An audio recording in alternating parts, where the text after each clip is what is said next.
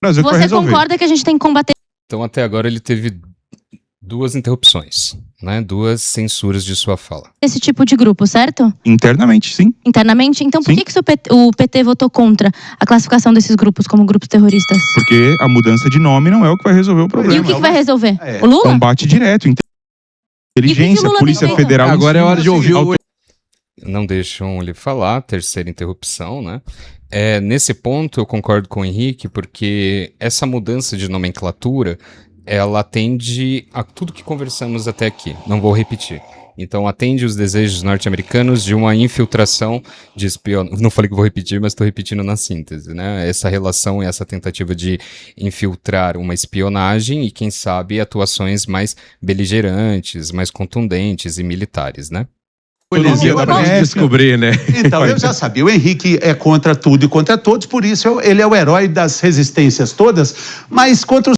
Acho que é desonesto, né? E eu acho que também é muito enviesado e premeditativo já posicionar o único divergente como aquele que discorda de tudo, né, e tudo mais. Eu acho que daí alicia os espectadores e a opinião pública pejorativamente contra qualquer fala do Henrique. Então desvalida, né, a fala do Henrique e o posiciona como apenas uma pessoa que está ali e sempre está para negar e contrariar a fala de todos.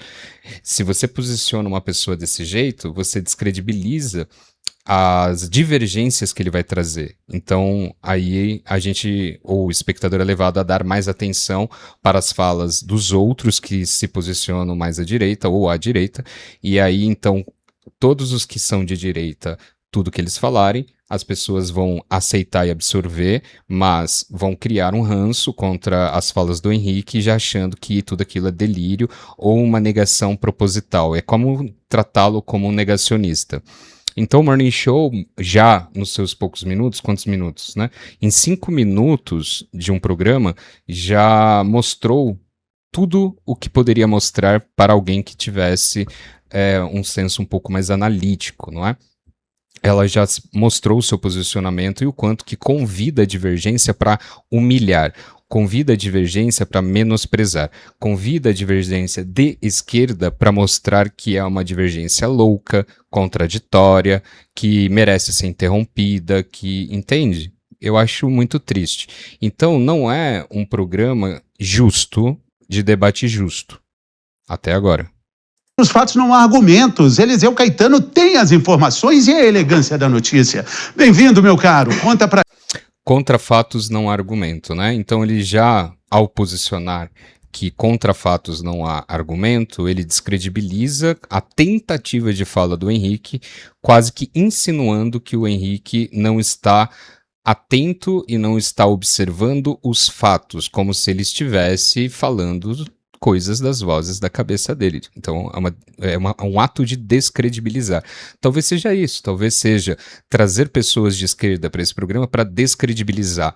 Quando você descredibiliza, você enaltece o discurso de oposição. É muito interessante para aqueles curiosos, né? Eu, particularmente, durante a faculdade, eu fiz alguns estudos sobre retórica em historiadores, principalmente nos 2 primeiros livros de Políbio de Megalópolis, né? E especificamente no relato de Arato de Sicyone, né? É muito comum os historiadores, vamos chamar até melhor de historiógrafos daquele período, né? Principalmente Políbio, descredibilizar os grandes historiadores, né, e muito renomados do período, porque ao descredibilizar aqueles outros historiadores, você dá automática credibilidade ao que você está dizendo.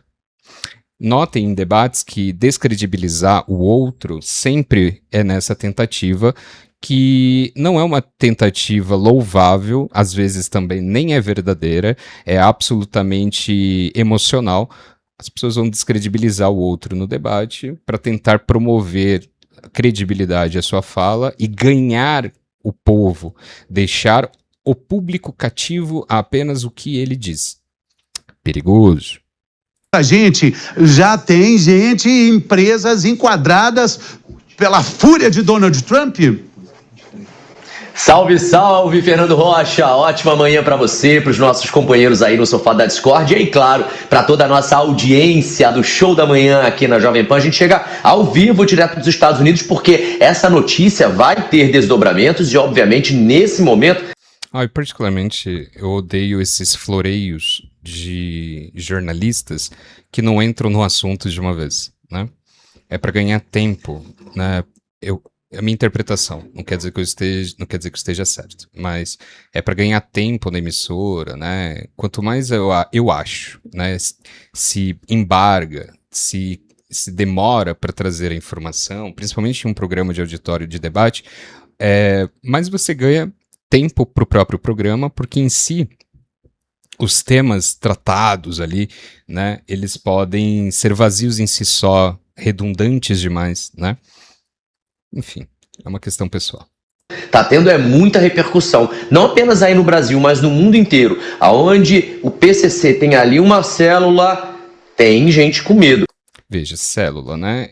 Já estamos falando de palavras associadas ao campo, né, semântico, ou ao campo de ideias, vou tentar falar mais tranquilamente, do terrorismo, né? Então, já está se falando de células do PCC, né? Então, o jornalista da Jovem Pan já está articulando palavras que estão de acordo com a própria perspectiva dos Estados Unidos, né? Ele poderia ter dito que, segundo os Estados Unidos, eles dizem ou disseram que existem células. Daí, então, esse termo viria da fala dos Estados Unidos, né? Mas ele já diz, né, de uma maneira direta. Então eu começo a suspeitar que a Jovem Pan já tenha acatado realmente essa perspectiva de que organizações criminosas como o PCC são terroristas de fato. Porque os Estados Unidos, depois que trocaram essa designação de organização criminosa para organização terrorista, têm feito aí uma série de atuações e de ações. E a mais recente é essa. Foi a terceira ação da OFAC, do Escritório de Controle de Ativos Estrangeiros do Departamento do Tesouro daqui dos Estados Unidos, contra o PCC e seus operadores. Foi a primeira medida financeira depois dessa decisão de mudar a designação, de mudar a nomenclatura que aconteceu em junho desse ano. O PCC, como a gente sabe, tem expandido globalmente, já tem aí facções na Europa, na Ásia, incluindo no Japão e até na Turquia, e tem representado uma ameaça crescente aos Estados Unidos. Facções, né? Aí que tá, as facções internacionais do PCC. Ele começa dizendo são células, mas depois são facções. Esse registro de facções em outros países, ela não é o mesmo tipo de facção que nós temos aqui do PCC em São Paulo, né? Nós temos, de maneira internacional, são agentes do PCC, né? Então, são algumas, como que eu posso dizer? São pontuais pessoas, grupos que estão estrategicamente colocados em outros países para organizar o recebimento desse tráfico internacional e também a venda, né?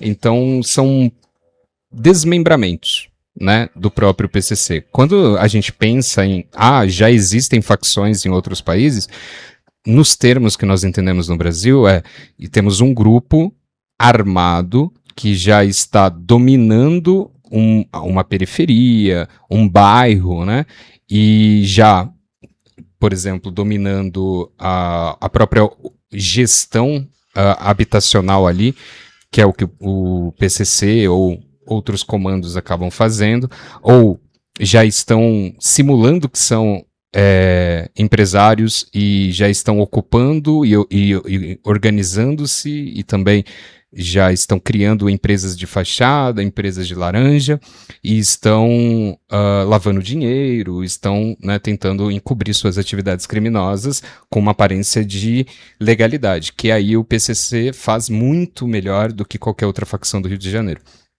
Então, a gente está falando de um desmembramento e coloca o PCC na característica de máfia.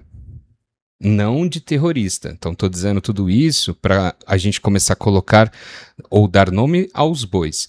Então, por exemplo, a máfia italiana, que existe ainda, e ela tem desmembramentos e tem também os seus agentes em outros países, né, em âmbito internacional, para ser condutores das atividades ilegais, existe ainda.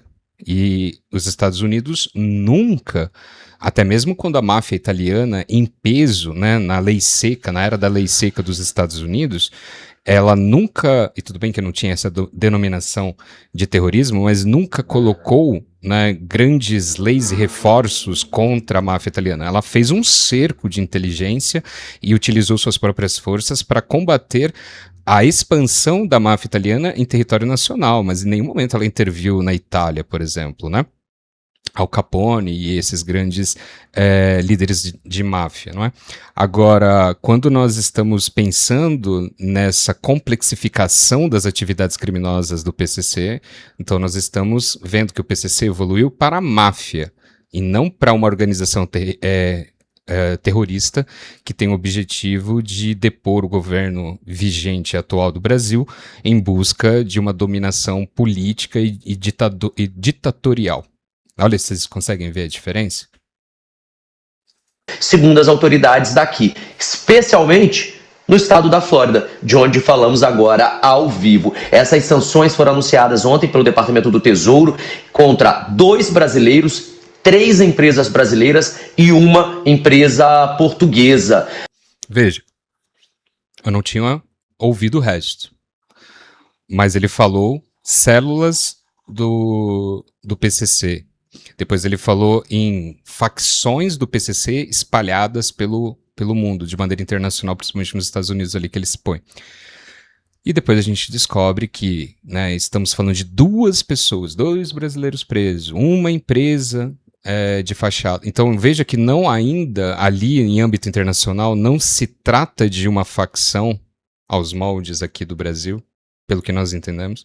Então nós estamos falando só de um desdobramento, estamos falando de posicionamento de alguns agentes criminosos que estão ali para a serviço do PCC para recebimento e gerência e venda, né, do processo de tráfico internacional. Então recebem ali, portanto, os produtos ilegais e acabam vendendo, pegando lucro, reenviando ou reinvestindo ali. Então nós estamos falando de pessoas que são pontas internacionais de uma facção brasileira, tá? E isso já entra muito e como se fosse uma máfia, né? Então ela entra na categoria de máfia, e se a gente vê como que a máfia italiana ela se complexificou nos Estados Unidos, ela ficou grande. A máfia italiana nos Estados Unidos, ela parecia o que hoje é uma facção criminosa no Brasil. Então, o PCC ainda nem se tornou essa facção em outros países, né? Não estou protegendo o PCC, estou tentando entender e dar nomes e de uma maneira mais coerente possível para a gente não ficar alarmista e não tomar conclusões precipitadas que beneficiem, por exemplo, as vontades e os desejos políticos e as ganâncias dos Estados Unidos contra o Brasil. Porque isso é ser patriota. É entender, sim, que as facções e qualquer movimento criminoso em um país é preocupante e precisa acabar, mas que não é um motivo de desespero para abrirmos mão da soberania nacional e termos o nosso país e os nossos bens saqueados para o enriquecimento de outra nação.